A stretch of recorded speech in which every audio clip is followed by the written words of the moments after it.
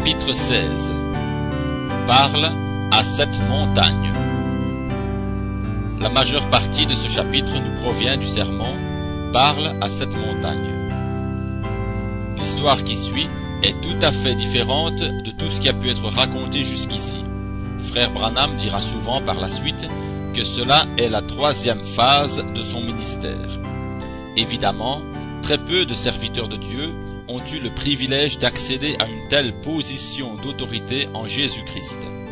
Certains qualifieront ce récit de fantasque et fabuleux plutôt que d'en croire la réalité qui, comme nous le verrons, a sa raison d'être.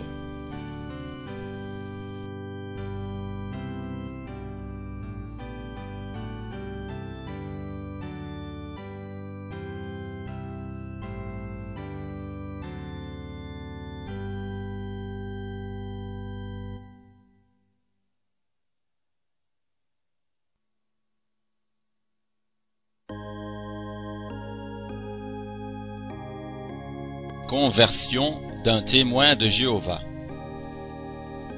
Un jour, dans une de mes réunions, il n'y a pas longtemps, il y avait un frère témoin de Jéhovah qui avait été un peu sceptique concernant les réunions. Lorsqu'il en entendit parler, il vint alors à Louisville. J'avais une grande tente.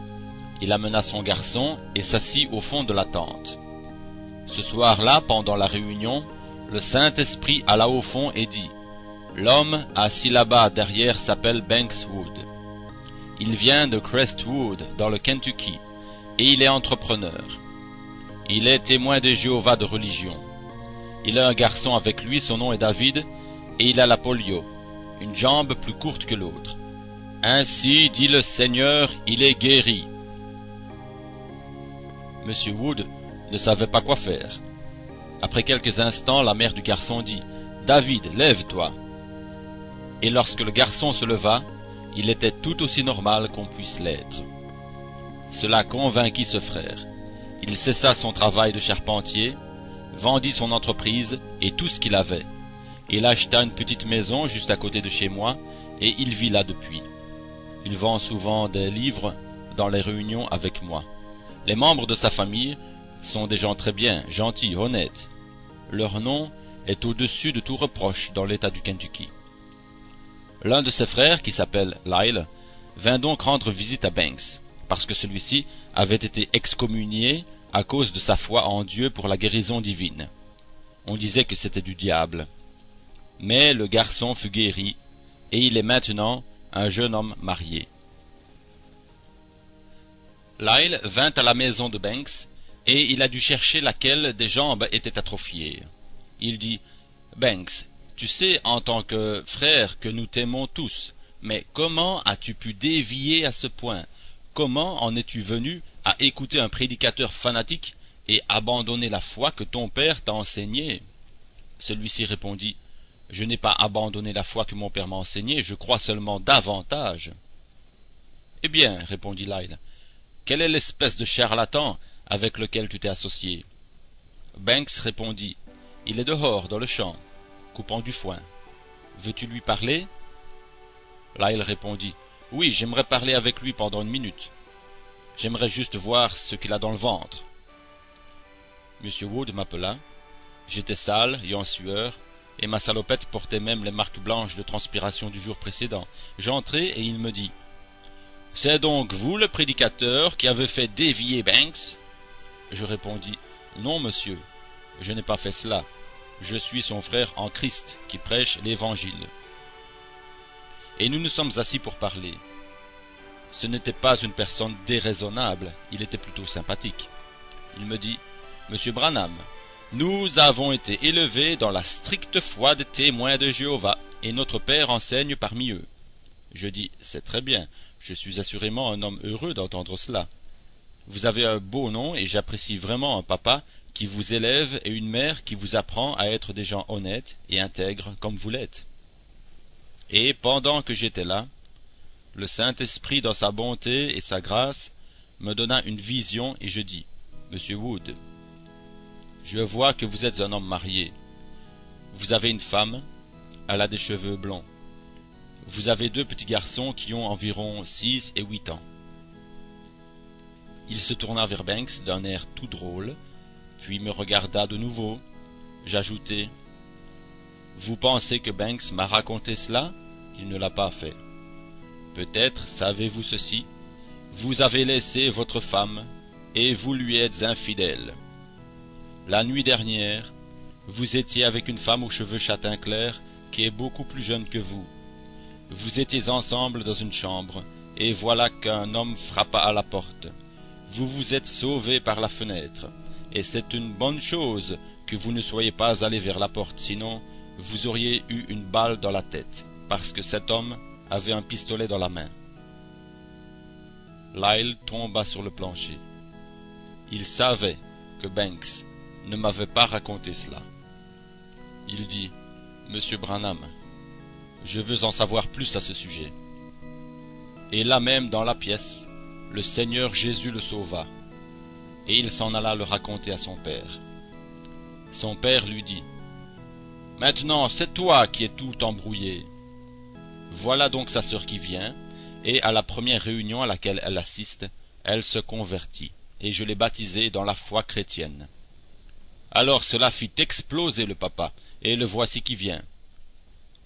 Banks était parti lorsque ma femme et moi sommes arrivés à la maison. Une voiture était arrêtée dans la rue, et un homme d'un certain âge se tenait dans la cour de Banks.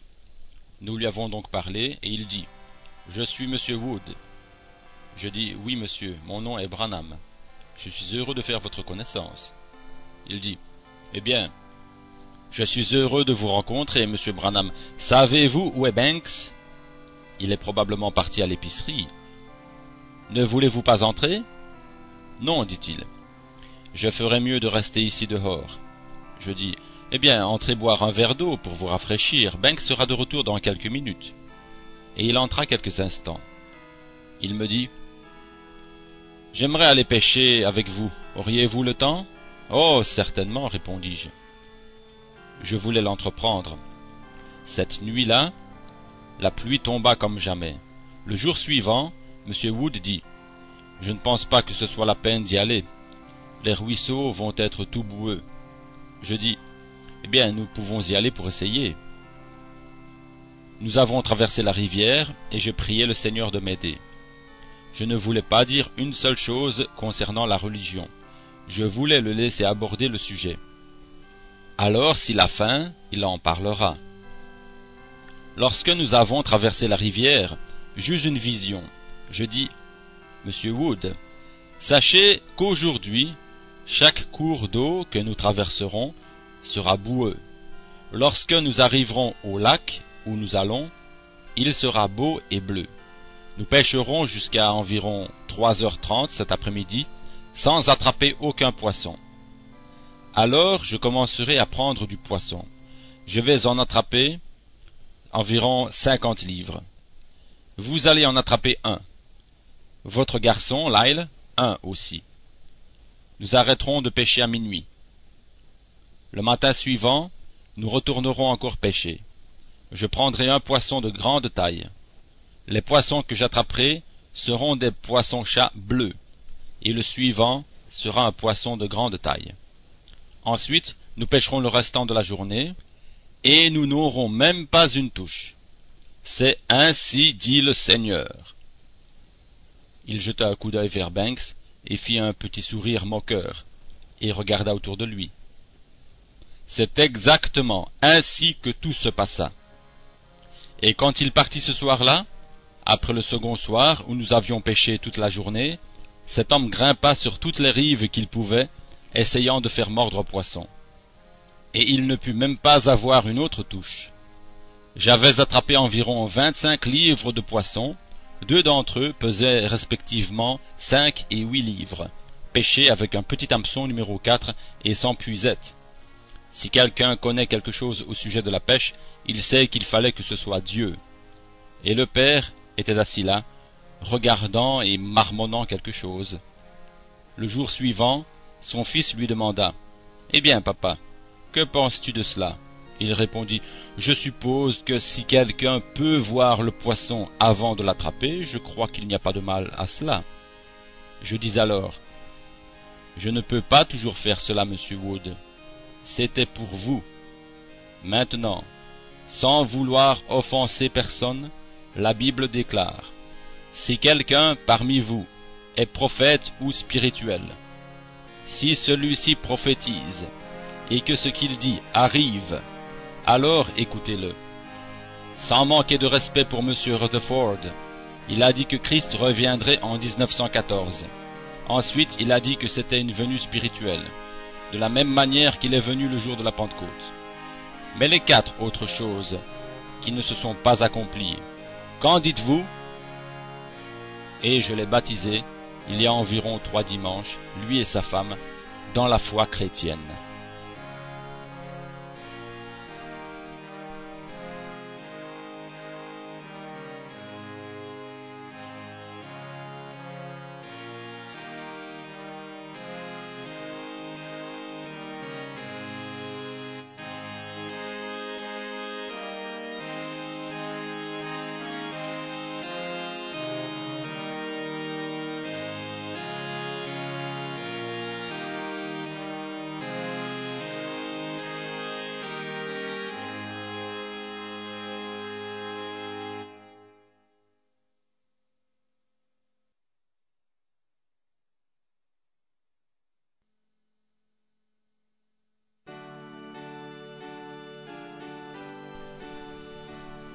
Résurrection d'un petit poisson.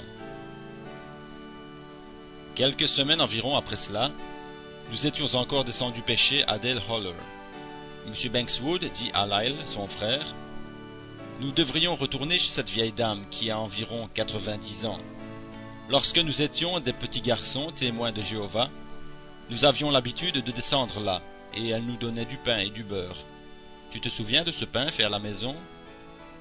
Nous devrions aller lui dire que nous sommes sauvés. » C'était la chose à dire. Maintenant, s'il vous plaît, essayez de saisir ceci. C'est parfois la manière dont vous dites les choses qui change toute la situation.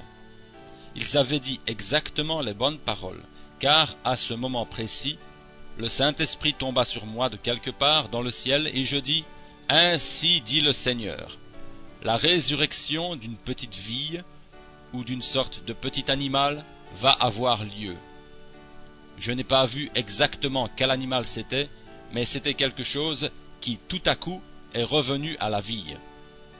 Je pensais: cela doit être le chaton que mon petit garçon a tué. Ma petite fille était arrivée un après-midi, Rebecca, et l'autre petite fille qui habite à côté. Elles avaient trouvé une brave maman-chat et elles voulaient la garder.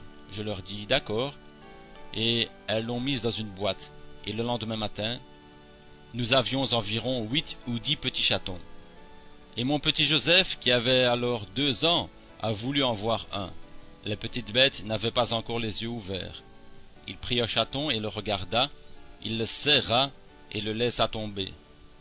La pauvre bête eut quelques convulsions, juste comme nous partions. Et je pensais que peut-être, lorsque j'arriverais à la maison, le Seigneur ressusciterait ce petit chat, comme il l'a fait avec la maman opossum. Vous avez entendu cette histoire-là parce qu'elle a fait le tour du monde. J'ai pensé cela dans mon cœur, mais je n'ai rien dit. Nous avons pêché cette nuit-là, et le matin suivant, nous n'avions pas attrapé de poisson. À peu près au moment où le jour se levait, toutes nos lignes à truites étaient utilisées. Nous sommes entrés dans une petite baie, et nous avons pêché au lancer pour attraper des grands brims, qui sont une espèce un peu plus grande de poissons aux ouïes bleues. Nous étions donc en train de pêcher au lancer ces brims, et M. Lilewood avait une canne à mouliner. Il avait à peine mis sa ligne à l'eau qu'un pauvre petit poisson aux ouïes bleues vint avaler l'énorme hameçon qui descendit jusqu'au fond de son petit ventre. Il le tira hors de l'eau et dit: « Je voudrais que vous regardiez ceci. Vous ne pouvez même pas voir l'hameçon. » Puis il tira le poisson hors de l'eau, voulant récupérer son hameçon. Il tira tout simplement, sortant les entrailles, les ouïes et le reste, et le rejeta dans l'eau. Et le petit poisson fit 4 ou 5 soubresauts, déploya ses petites nageoires et mourut là, à la surface de l'eau. Alors il dit: « Petit poisson, tu as tiré ta dernière cartouche. » Et nous avons continué. Je dis: « Lyle, tu ne devrais pas retirer l'hameçon comme cela. » J'essayais de lui dire de mettre un hameçon plus petit. Il n'était qu'un garçon de ferme, vous savez, Il n'avait jamais beaucoup pêché. Donc le petit poisson resta là environ une demi-heure. Et le vent se leva et le fit dériver jusqu'au nénuphar, le long de la rive. Nous étions en train de pêcher et nous attrapions d'assez beaux poissons. Maintenant, je dis ces paroles avec cette Bible ouverte. Tout à coup, quelque chose arriva. Il descendit comme une onction, telle que je n'avais jamais ressentie auparavant. Quelque chose me dit « Lève-toi » et je me levai. Lyle et Banks laissèrent tomber leur canne et regardèrent. « Qu'est-ce qui lui prend ?» Banks répondit « Regarde, quelque chose va arriver. » Et quelque chose me dit « Parle à ce petit poisson et il vivra de nouveau. » Les ouïes étaient blanches et lui pendaient hors de la bouche. Je dis « Petit poisson, Jésus-Christ te redonne la vie. Et le Dieu du ciel est mon juge suprême. » Ce poisson se retourna et s'enfonça dans l'eau en nageant aussi fort qu'il le pouvait. Et M. Littlewood en tomba tout simplement à la renverse dans la barque. Il dit « Était-ce pour moi parce que j'ai dit à la petite bête « Tu as tiré ta dernière cartouche ?» Je répondis « Non, ce n'était pas cela. » Ce qui me semble étrange, c'est que Dieu, le grand Jéhovah, utilise sa puissance pour ramener à la vie un petit poisson, alors que nous en avions attrapé 200 ou 300 le soir précédent. Et j'ai au moins 300 enfants spasmodiques là-bas sur la liste, attendant que je prie et aie une vision pour eux. C'est une chose que je ne peux pas comprendre, que Dieu puisse faire une chose pareille avec ce petit poisson, alors que des êtres humains dans le monde entier se meurent de cancer, de leucémie, de toutes sortes de maladies, et c'est ce petit poisson qu'il ramène à la vie. Et juste à ce moment-là, quelque chose me dit, Marc 11, 23. Alors qu'il y avait des lépreux à travers tout le pays et que la maladie était partout, Dieu utilisa sa puissance pour maudire un arbre. Dieu s'intéresse aux arbres, aux poissons, tout lui appartient. Et il manifeste sa puissance pour montrer qu'il est Dieu pour l'arbre, qu'il est Dieu pour le poisson. Je ne pouvais tout simplement pas saisir cela, malgré le verset qui me revenait sans cesse à l'esprit. Comment cela pouvait-il se faire?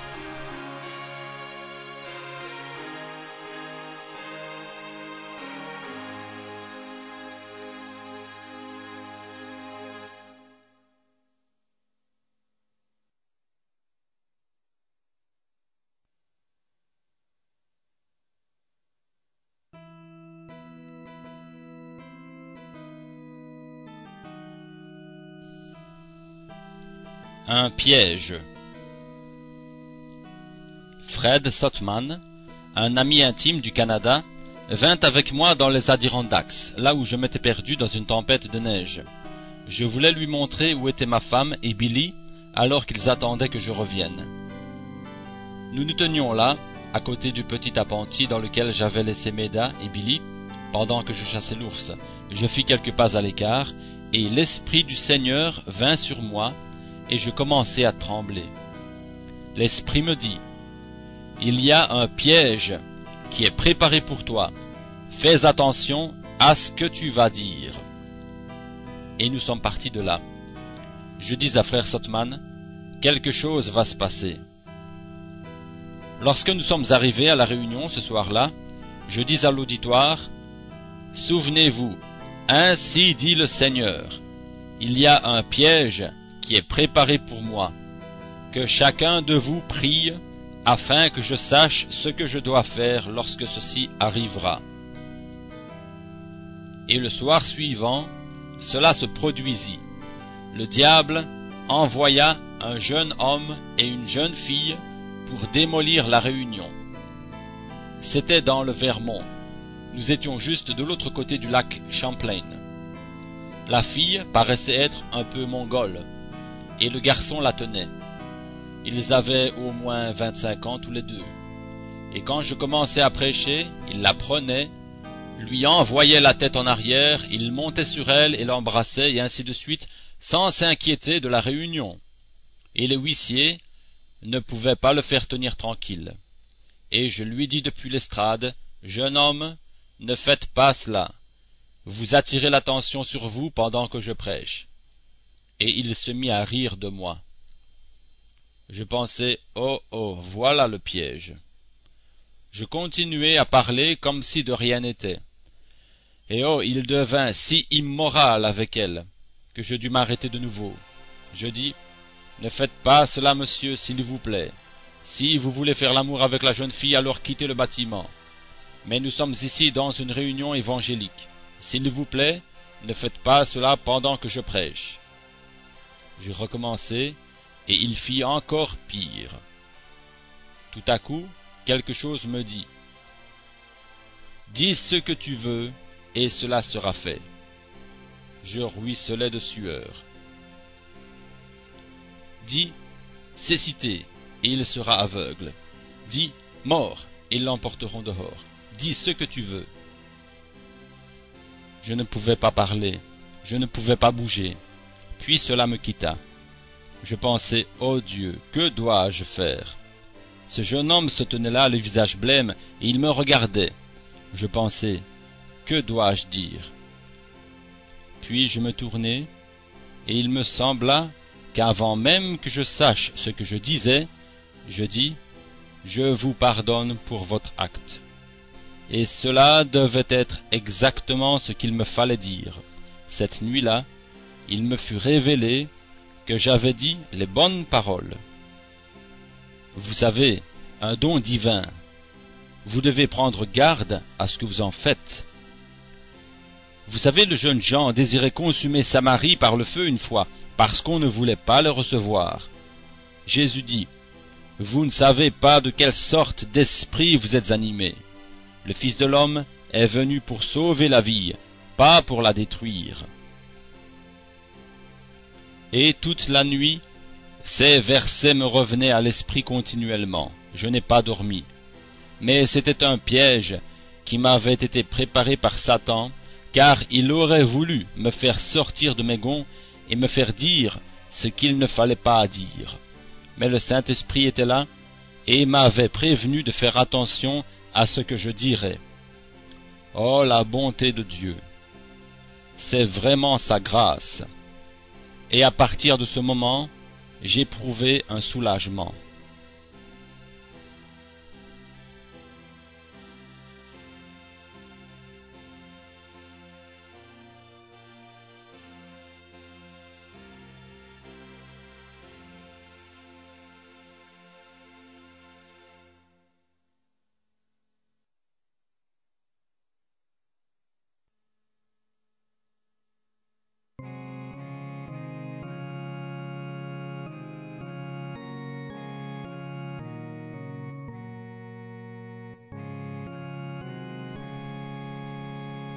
Demande ce que tu veux.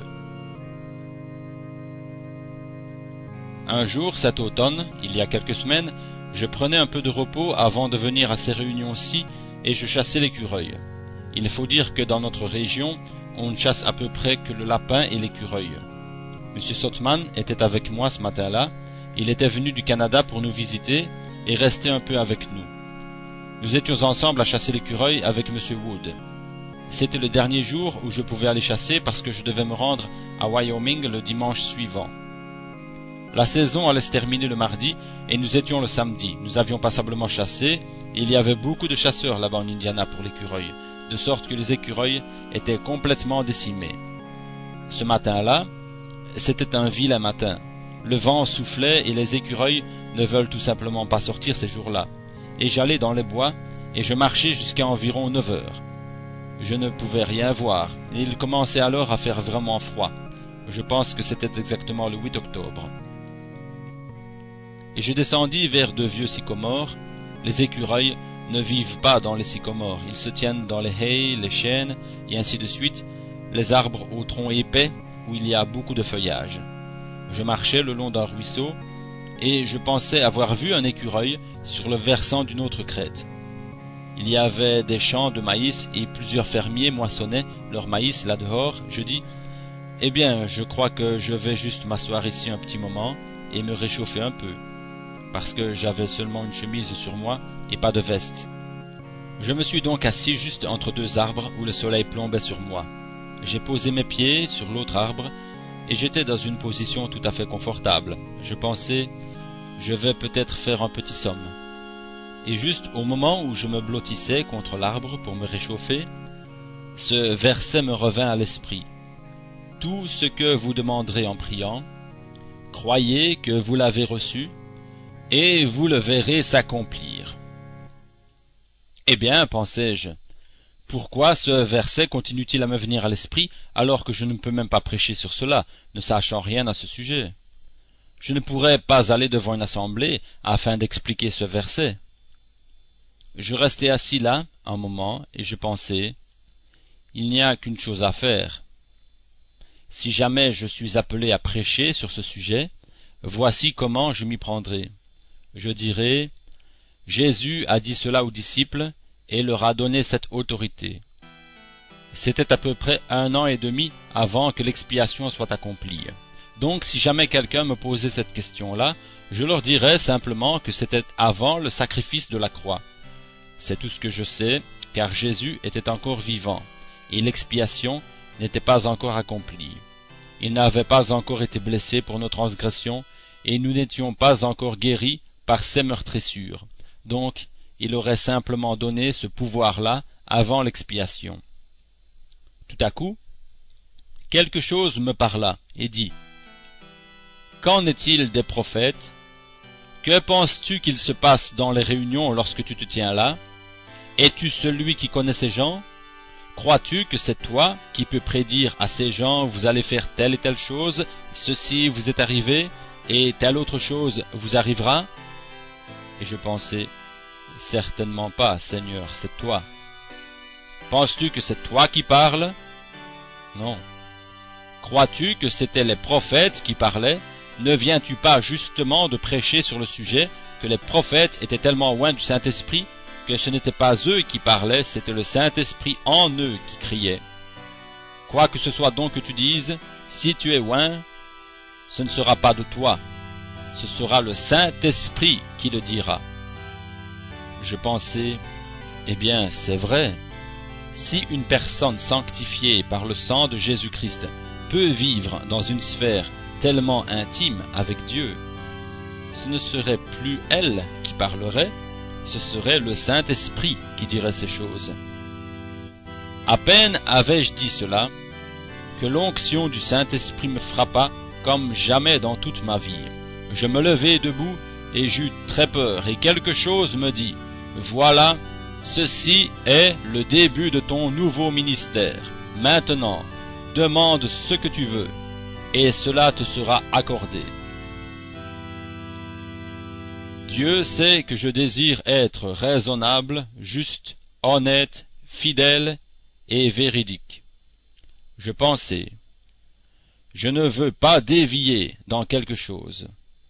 Je me mordis le doigt et je pensais, je ne dors pas, je ne suis pas en train de rêver. D'habitude, lorsque l'onction vient avec force, une vision suit. Eh bien, je vais simplement attendre ici quelques minutes. J'avais tout le visage comme engourdi.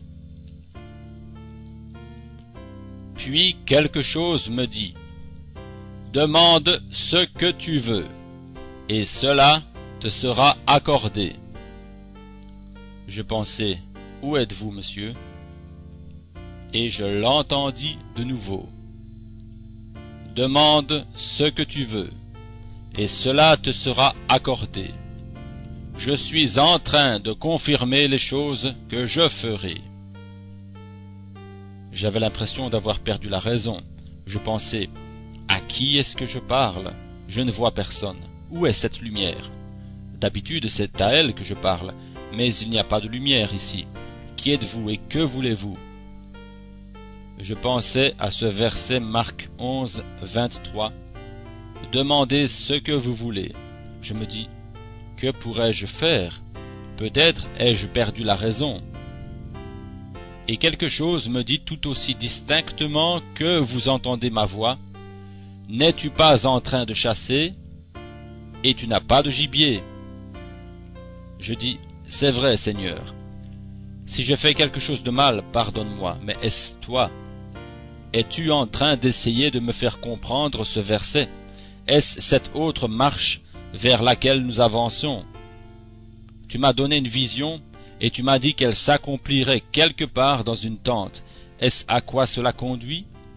Si c'est le cas, Seigneur, alors je te prendrai au mot. Je regardais autour de moi et pensais, je vais trouver quelque chose d'impossible. Je vis un vieux fourré de caroubier. Je ne suis pas un tireur d'élite, mais si mon fusil ne fait pas mouche à 50 mètres, il ne vaut rien. Je n'ai jamais tiré un écureuil de dos, ni lorsqu'il tourne la tête. Je dois le voir comme il faut et le tirer dans l'œil. Si je n'y arrive pas, je le laisse aller. Ainsi donc, je dis, à 50 mètres à peu près, il viendra un jeune écureuil roux qui s'assiera sur cette grosse branche dénudée là-bas, et je le tirerai d'ici. Et voilà l'écureuil qui arrive. Je levai mon fusil, tiré, et il tomba par terre. Je marchai jusque-là et le ramassai. Je pensai, il saigne. Une vision ne saigne pas. C'était un véritable écureuil. J'eus vraiment peur et je me dis, eh bien, tu sais, c'est arrivé comme cela, c'est tout. C'est simplement arrivé ainsi. Je me tins là un petit moment, puis je dis, Seigneur, si c'est toi, la Bible dit que 2 ou 3 témoins sont une confirmation. Cela ne peut pas arriver une seconde fois. Je suis donc monté sur le flanc de la colline, et je me suis assis. Je dis, me voilà en train d'agir comme un toqué, je vais simplement me préparer à rentrer à la maison maintenant. Puis je pensai, je crois que je vais encore essayer. Alors je dis, il viendra un autre écureuil, et il s'assiera là-bas, dans cette vigne, juste à cet endroit-là. Je baissai mon doigt et regardai. Je ne vis pas d'écureuil. Je regardais encore et pensais, mais quelle est cette chose là-bas? Je pris ma lunette, et là se trouvait cet écureuil qui regardait droit vers moi à 50 mètres. Je le tirai. Je marchai jusque-là pour voir si c'était une vision, mais ce n'était pas une vision, c'était un écureuil. Je les ai mangés. Je pensais, oh là là. Je me sentis très bizarre. Je me dis, 2, mais tu as dit 3. Je dis, je crois bien que c'est toi, Seigneur. Peut-être vas-tu faire quelque chose pour les gens maintenant, et que tu vas aider ton peuple. J'enlevai mon chapeau et dis, je vous remercie beaucoup, monsieur, il est certain que j'apprécie cela, cher père. Maintenant, je vais rentrer à la maison. Il dit, mais tu as dit que tu en voulais 3. Eh bien, oui. Je n'ai pas entendu de voix, mais seulement quelque chose à l'intérieur de moi qui disait cela. Je pensais, je vais faire en sorte pour que ce soit vraiment anormal cette fois-ci. Ainsi, ce devra être quelque chose de surnaturel. Je regardai vers le champ. Il y avait justement une vieille souche bien lisse là-bas, avec une grosse branche qui en sortait. Je dis, il arrivera qu'un jeune écureuil ira sur cette branche, s'assiera à son extrémité, et regardera les fermiers couper leur maïs. Je le tuerai de cet arbre-ci, il en sera ainsi. Je me tins là une minute, pas d'écureuil, je pensais. Eh bien, cela suffit de toute façon, il est temps que je m'en aille. Je ferais mieux de partir. Et je commençais à m'éloigner lorsque quelque chose me dit, mais tu l'as déjà prononcé. Et l'Écriture dit, si tu ne doutes pas dans ton cœur, mais crois que ce que tu as dit. Alléluia. Je restai à attendre debout contre un arbre. Je regardai ailleurs, puis regardai à nouveau. Il n'y avait pas d'écureuil. J'attendis encore 10 minutes, pas d'écureuil. Eh bien, je pense que je n'ai plus qu'à m'en aller, pensai-je. Il est l'heure de rejoindre M. Sotman et les autres. Je vais donc simplement reprendre ma marche. Je commençai à m'éloigner, et il dit, « Est-ce que tu doutes? Dieu sait comment vous former. Mais tu en doutes ce que tu as dit? » Je répondis, « Non, je ne doute pas. » Et juste au moment où je dis cela, Un jeune écureuil apparut sur cette branche, s'avança jusqu'à son extrémité, s'arrêta et regarda les fermiers. Je le tirai de l'endroit même, cela faisait mes 3 écureuils. Maintenant, dis-je, je vais voir s'il n'y a pas un autre écureuil sur ce territoire. Je ne pus en entendre un seul. J'étais à peu près 3 heures en retard lorsque j'ai rejoint M. Sotman et les autres. Je rentrai chez moi et le leur racontai. Je ne savais pas ce qu'il fallait en penser.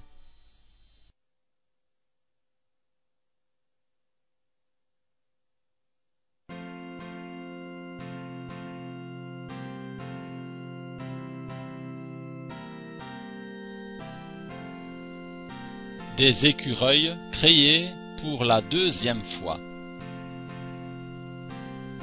Environ 2 semaines plus tard, je descendis avec des amis, M. Wood et son beau-frère, dans l'état du Kentucky, où c'était toujours la saison de la chasse à l'écureuil. Le matin où nous sommes partis chasser, le temps n'était pas favorable pour la chasse à l'écureuil. Bien que nous étions revêtus d'une bonne épaisseur de vêtements, je tremblais très fort. Je pensais, pas d'écureuil. Il y avait une telle épaisseur de feuilles sur le sol que vous pouviez vous entendre arriver comme un troupeau d'antilopes. Et soudain, cela me frappa à nouveau, disant « Demande ce que tu veux ». Je m'arrêtai et posai mon fusil, enlevai mon chapeau et dis « Père céleste, je suis ici dans ces montagnes. Que signifient ces choses? Est-ce toi qui me parles? Est-ce toi, Seigneur? Où es-tu? D'habitude, je vois ta lumière. Où es-tu? Parle-moi, Seigneur. S'il y a quelque chose que tu veux que je fasse, je le ferai. Ai-je trouvé grâce à tes yeux? Parle-moi. Et il dit, demande ce que tu veux, et cela te sera accordé. Je dis alors, si c'est toi, j'aurai mes 3 écureuils ce matin, des écureuils gris. Ils sont roux en Indiana. Quelque chose me dit, de quel côté viendront-ils? Je pouvais l'entendre aussi distinctement que vous m'entendez. Je dis, l'un viendra de cette direction, l'autre de celle-là, et le dernier de là-bas. Je m'appuyai contre un petit arbre, et j'attendis quelques minutes. Je ne voyais toujours pas d'écureuil. Il se faisait tard, il était presque l'heure de partir. Je regardais encore vers la colline, et tout là-haut, à 120 mètres je crois, je vis quelque chose qui semblait être sur une branche. Or, l'écureuil gris est très petit. Je regardais à travers la petite lunette, mais je ne pouvais pas dire si c'était un écureuil ou non. Je continuai à observer. Il sauta de la souche et commença à descendre sur le côté de l'arbre. C'était un tir terriblement loin, mais je mis simplement un genou à terre, appuyai mon fusil sur la main et tuai l'écureuil. Je dis, ainsi donc, le prochain devra venir de ce côté-ci. Et juste comme je commençais à mettre en joue, le 2e écureuil arriva. Je dis, gloire au Seigneur, voilà le 2e. Je l'ai tué net d'une balle dans l'œil. Puis cet autre écureuil accourut, sauta sur une grosse branche, en redescendit rapidement et ramassa une noix et commença à la manger. C'était un tir parfait, 50 mètres environ. J'ai tiré et je suis arrivé dans la branche. Or, sur 149 écureuils cette année, j'ai manqué seulement 5 coups. Je pensais, comment ai-je pu manquer cet écureuil-là? Cela ne l'avait pas effrayé. Il sauta, courut à l'autre branche et se tint là, regardant autour de lui. Je pensais, je suis sûr de l'avoir cette fois-ci. Je me suis mis en joue, je visai en plein dans son œil, mais le coup arriva environ 60 centimètres en dessous de lui. Je dis, oh là là, ce fusil est fichu. Il y a quelque chose qui ne va pas avec ce fusil. Alors l'écureuil sauta de la branche et courut tout à fait de côté devant moi. Je dis, eh bien, il y a longtemps que je n'ai pas tiré un écureuil de côté, mais je vais voir si ce fusil est fichu ou pas. Je vais certainement l'avoir cette fois-ci. C'est peut-être que j'ai froid et que je tremble. À pas plus de 35 mètres, l'écureuil descendit la colline en courant. Je visai juste au milieu de lui, j'appuyai sur la gâchette, et je ne sais pas où le coup est parti, mais j'ai manqué d'écureuil. Et je n'avais plus de cartouches dans mon vieux fusil. L'écureuil s'en alla par-dessus la colline. Je pensais, j'ai manqué 3 tirs de fil. Et de toute la saison, je n'en ai manqué que 5. Comment cela se peut-il? Puis en réfléchissant, je pensais, mais je ne pouvais pas atteindre cet écureuil. L'autre devait venir de ce côté-ci. 2 étaient là, mais sa parole est parfaite, voyez-vous? Alors j'ai commencé à attendre, il faisait presque sombre. Je conclus que peut-être il s'est simplement trouvé que j'attrape ces 2-là. Je suis donc allé ramasser mes écureuils et commencer à m'en aller. Quelque chose me dit, qu'en est-il de cet autre écureuil? Je dis, eh bien, j'en ai déjà 2 et il est trop tard maintenant. Il m'est même difficile de voir à travers ma lunette. Je continuais à descendre et quelque chose me dit, fais demi-tour et va attraper l'autre écureuil. Tu l'as déjà dit. Je retournai donc, et je n'avais pas fait 10 pas que je vis l'écureuil grimper rapidement à l'arbre, à 60 ou 70 pieds de haut. Il faisait si sombre que s'il n'y avait pas eu un peu de lumière au sommet de la montagne, je ne l'aurais pas vu. J'épaulai, je ne pouvais pas voir l'écureuil, je pensais, où est-il? Après quelques instants, il me sembla qu'un nœud sortait de l'arbre, et je pensai, c'est sa tête. Je tirai, et l'écureuil tomba rapidement de l'arbre, et j'entendis quelque chose heurter les feuilles. À peu près au même moment, à environ 15 mètres de là, un autre écureuil grimpa sur un arbre. Je dis, c'est cet écureuil-là. Je l'ai manqué, et il a couru à cet arbre-là. Je regardai donc très attentivement. Il faisait très sombre, et le vent soufflait très fort. Je tirai, et j'entendis cet écureuil tomber sur le sol en faisant un bruit sourd. Je suis donc allé au pied de l'arbre, et mon premier écureuil était là, exactement dans la direction que j'avais pointée. Dieu dans le ciel sait que c'est vrai. J'ai dit 3, et j'en ai eu 4. C'est bien. Ainsi, j'allai plus loin pour ramasser l'autre écureuil, mais il n'était pas là. Pourtant, je savais que j'avais tué cet écureuil-là. Et malgré la noirceur, j'ai fouillé, j'ai tâté dans les feuilles avec mes mains, j'ai ouvert une vieille souche, et ainsi de suite. Je pensais qu'il pouvait être blessé et qu'il s'était caché. Finalement, je trouvai un petit trou dans un chicot d'arbre, et j'ai enfilé mon bâton là-dedans, et commencé à fourrager. J'ai senti quelque chose qui tombait, j'ai pensé que c'était l'écureuil, mais le trou était trop petit pour que mes mains puissent y entrer. Il me fallait une hache ou quelque chose pour le couper. J'ai donc posé un gros caillou, et je suis redescendu au bas de la colline. Ce soir-là, je leur racontai cela, et nous étions tous en train de louer le Seigneur. L'un des diacres de mon église, Tony, était avec moi ce soir-là. Et avant de partir pour aller nous coucher, nous lui avons demandé de conduire la prière. Il pria devant un groupe de montagnards qui étaient avec nous, et il dit, « Maintenant, Seigneur, pour confirmer que notre frère a dit la vérité, fais-lui trouver cet écureuil-là demain, dans le tronc, pour que nous sachions qu'il a dit la vérité. » Il me semblait que mon cœur allait tout simplement s'arrêter de battre, pour savoir si j'avais dit la vérité. Une chose comme celle-là, et j'aurais menti à ce sujet. Que Dieu me préserve d'être hypocrite à ce point. Je pensais, comment un homme qui m'aime, un homme dont la femme était mourante et le docteur était reparti, j'étais allé et j'avais offert une prière pour elle. Elle s'était relevée et était venue à l'église. Comment peut-il mettre ma parole en doute? Comment a-t-il pu dire cela? Et les autres frères avaient saisi cela. Le matin suivant, tôt avant le lever du jour, nous étions à table et ce frère dit, « Eh bien, frère Branham, nous allons monter chercher votre écureuil. Nous en aurons un aujourd'hui de toute façon, parce qu'il sera là. » Je dis, « Frère Tony, tu n'as simplement pas compris. Lorsque j'ai parlé sous l'inspiration, j'ai dit 3 écureuils. Ce 4e n'avait rien à faire avec cela. »« Oh, dit-il, il est dans ce tronc de toute manière. C'est comme cela que nous saurons. » Je pensais, « Frère Tony, est-ce que tu douterais que je dise la vérité ?» Mais je n'ai rien dit. Les frères se regardèrent. Nous sommes donc allés dans les bois, nous avons laissé les voitures pour partir dans différentes directions. Et comme j'arrivais là-haut, quelque chose me dit, « Et si cet écureuil n'était pas là-dedans, que va-t-il se passer alors? Ton propre diacre dira que ce n'était pas vrai. » Le Seigneur sait que ce que je dis est vrai, parfaitement, au meilleur de ma connaissance. Je continuais à marcher et je pensais, eh bien, il y a une chose qui est certaine, c'est que j'espère qu'il est là.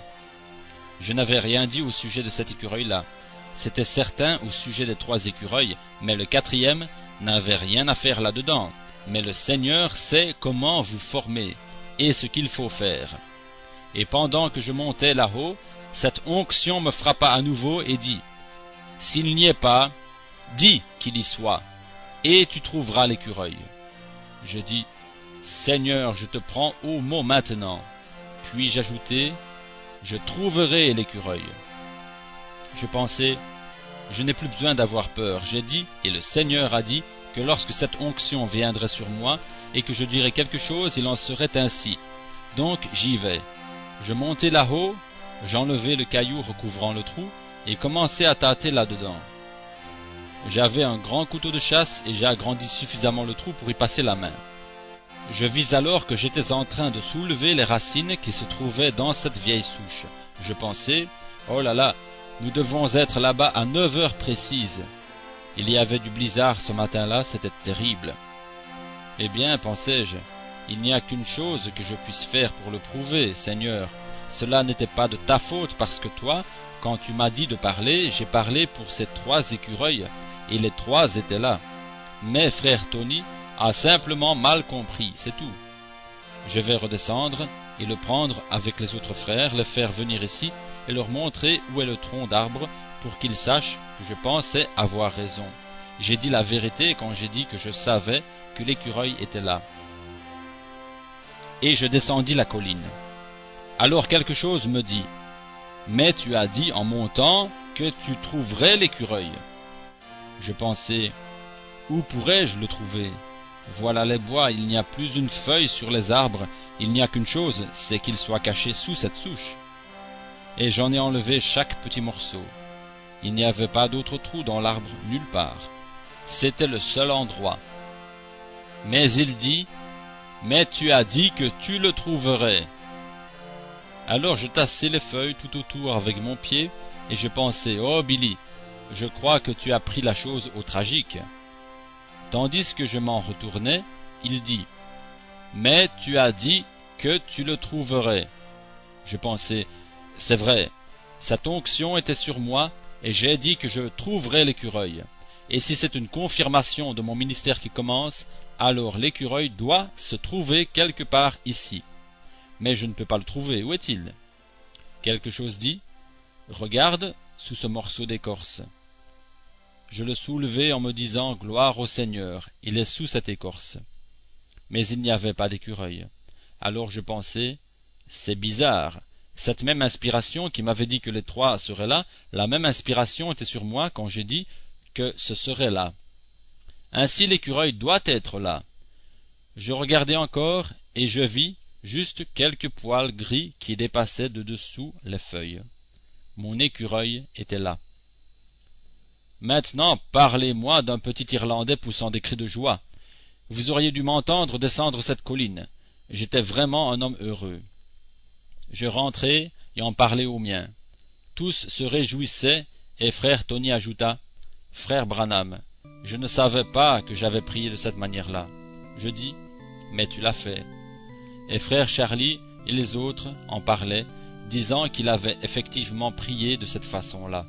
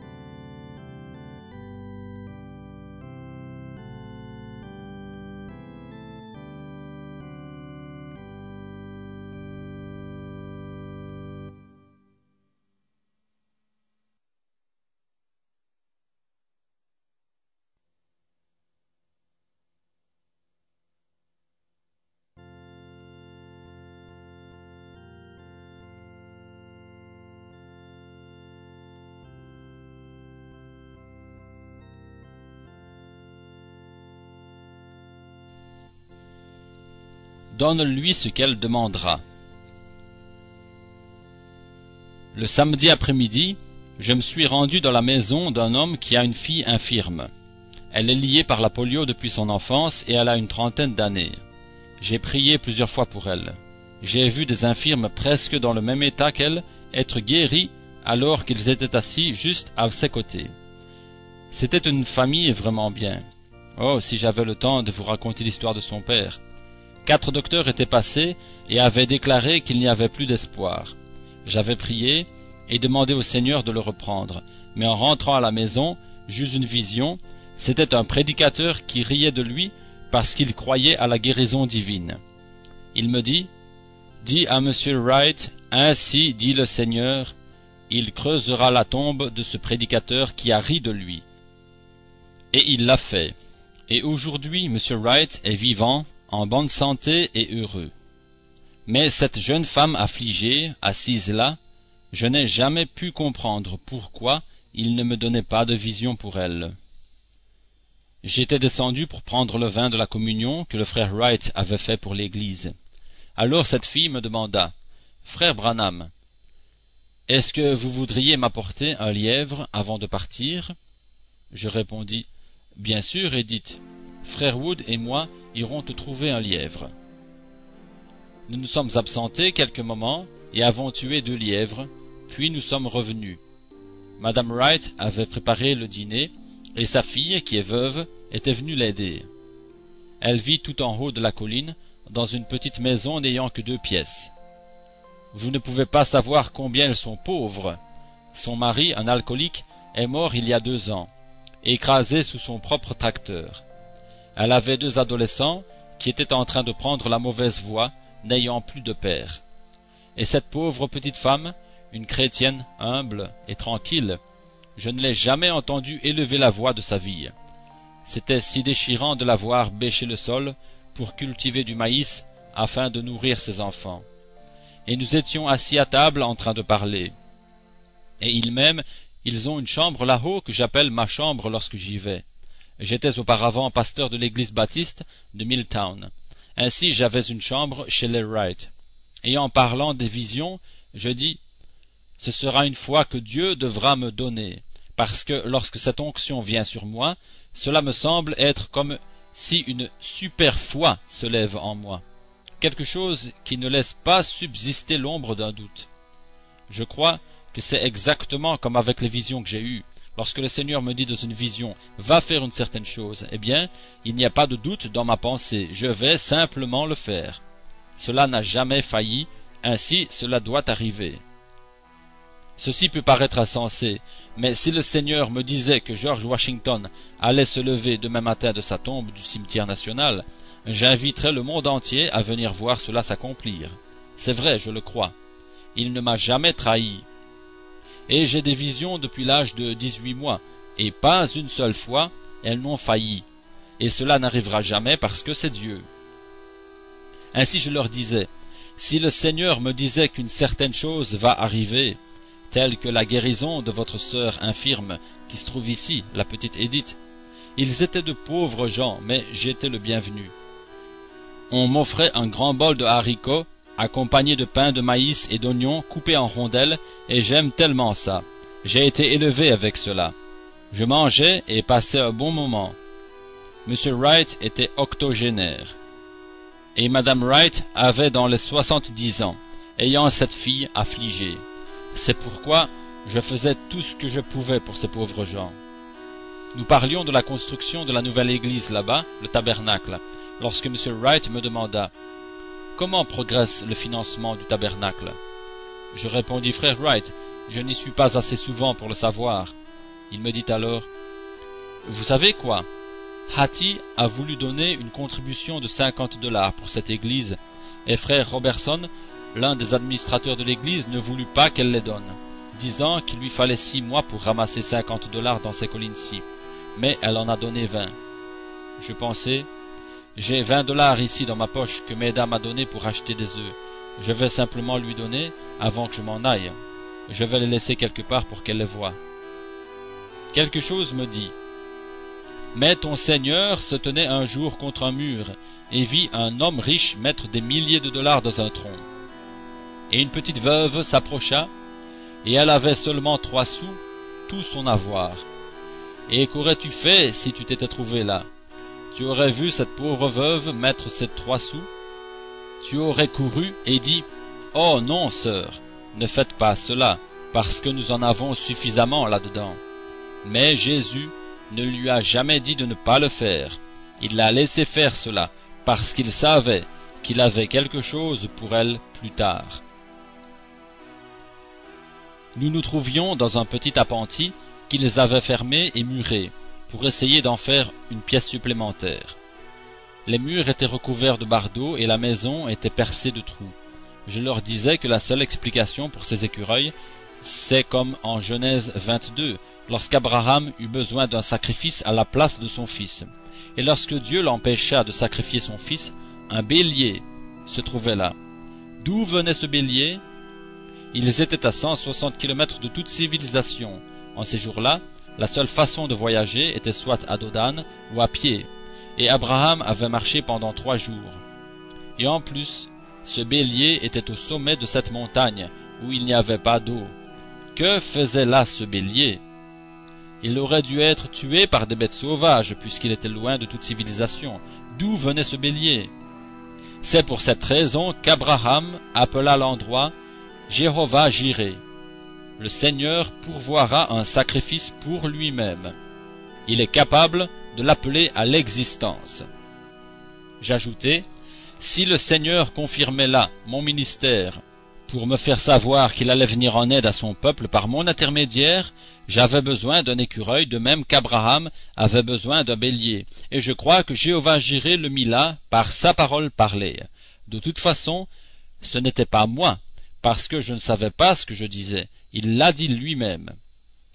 Et sœur Hattie était assise là tranquillement, et elle dit, « Ce n'est rien d'autre que la vérité. » Elle avait dit la chose juste. Voici ma Bible, et je dis ceci en tant que serviteur de Dieu, j'ai pu à peine entendre ces derniers mots. Sa mère essaya de dire quelque chose, mais je ne le compris pas. En disant cela, elle avait dit la chose juste. L'Esprit du Seigneur me dit alors, « Dis-lui de demander ce qu'elle veut, et tu le lui donneras. » Je ne pouvais plus parler. Dans cette pièce, chacun ressentait quelque chose d'inhabituel. Je dis, « Sœur Hattie, ainsi dit le Seigneur, si vous voulez savoir que Dieu m'a donné ce ministère, dites n'importe quelle chose que vous désirez. Ainsi dit le Seigneur, si vous le dites, je le prononcerai après vous, et vous l'aurez immédiatement. » 8 personnes étaient là et regardaient. Elle répondit, « Frère Branham, que vais-je demander? » Je lui dis, « C'est votre affaire. » On aurait dit que la pièce allait s'écrouler. La même voix qui avait parlé des écureuils avait dit, « Donne-lui ce qu'elle demandera. » J'ajoutai, « Sœur Hattie, comme témoin devant Dieu, c'est cela. Si vous voulez encore l'éprouver, demandez ce que vous voudrez, et si cela ne se trouve pas devant vous, alors je suis un faux prophète. » Tout le monde pleurait. Elle dit, « Frère Branham, que demanderai-je? » Je dis, « Vous êtes pauvre, et vous vivez là sur la colline sans argent. Vous pourriez demander cela. Vous avez ici une sœur infirme, Edith, pour laquelle nous avons prié pendant des années. Vous pourriez demander sa guérison. Votre père et votre mère sont âgés et affaiblis. Vous pourriez demander quelque chose pour eux. Quoi que vous demandiez, sœur Hattie, regardez si cela arrive, oui ou non, à l'instant même. Il vient de me dire, donne-lui ce qu'elle demandera. » Elle regarda autour d'elle et dit, « Que demanderai-je, frère Branham? » Je dis, « Pensez à votre plus grand désir et dites-le. » Et les garçons se tenaient là et ricanaient.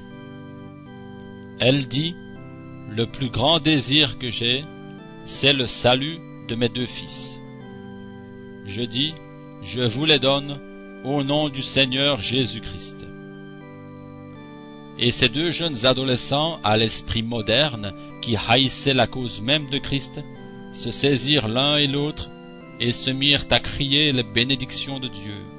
La puissance de Dieu frappa cet endroit. Banks s'affaissa sur son assiette. Pendant 10 minutes, je ne sais pas ce qui s'est passé. Mes amis, réalisez-vous ce que c'était? Jamais je n'ai ressenti une telle onction de toute ma vie. C'est la première fois que cela est arrivé à un être humain, et c'est arrivé à une pauvre petite veuve. Dieu savait ce qu'elle demanderait. Ces deux garçons furent sauvés glorieusement à la minute même où cela a été demandé. Si elle avait demandé 10 000 $, cela lui aurait été donné. Quoi que ce soit qu'elle ait demandé, cela lui aurait été accordé. Je crois que l'Église du Dieu vivant pénètre dans une sphère qui va secouer le monde entier. Cette onction frappera l'Église entière du Dieu vivant, et elle se lèvera debout, comme une puissante armée en marche. Les malades seront guéris par une parole, les aveugles verront, les sourds entendront, les morts seront ressuscités. Et la puissance de Dieu secouera le monde à travers l'Église du Dieu vivant. Nous sommes dans la préparation de cela maintenant. Je crois que cela arrivera très bientôt. Je crois que ce sera exactement de cette façon. Je crois que cela va bientôt frapper l'Église de Dieu. Cela va commencer un réveil qui secouera le monde, je le crois. Le Seigneur Dieu du ciel qui a fait les cieux et la terre et dont je suis le serviteur, et je me tiens ici maintenant devant vous dans le nom du Seigneur Jésus-Christ. Ces paroles sont vraies. Pensez aux hommes, aux gens que je connais. Dieu est passé à côté de toutes les célébrités et tous les autres pour donner cela à une pauvre et humble petite femme qui peut à peine signer son nom. Il savait ce qu'elle demanderait. C'était la chose la plus importante, car sa sœur est morte maintenant. Sa mère et son père doivent mourir, l'argent aurait péri, mais l'âme de ces deux garçons est éternelle. Je ne peux simplement pas me reposer, parce que je sais que quelque chose est sur le point d'arriver. Notre Dieu va entrer en scène, aussi sûr que nous sommes ici, aussi sûr que ce qu'il avait dit autrefois concernant le secret des cœurs. Il a promis autre chose, et le voici déjà confirmé parmi les gens. Ces personnes étaient là dimanche dernier au matin dans notre église de Jeffersonville, ou dimanche il y a une semaine. Lorsque j'ai raconté cela, la famille Wright au complet était là, et en a rendu témoignage. La bénédiction n'a pas quitté cette maison, disait-il, et cela ne semble plus être le même endroit. Cette petite femme, qui n'avait jamais crié de sa vie, je suppose, depuis qu'elle était bébé, vous auriez pu l'entendre crier les louanges de Dieu 3 rues plus loin. Nous étions tellement saisis et comme paralysés que je ne pouvais rien dire. J'ai dû sortir du bâtiment, loin de la puissance de Dieu. Il est Dieu, il vit. Êtes-vous prêts pour une telle onction? Avez-vous confessé toutes vos fautes? Ô ministre de l'Évangile, mes précieux frères, je vous dis la vérité, ainsi que Dieu me soit en aide. Il sait que c'est la vérité.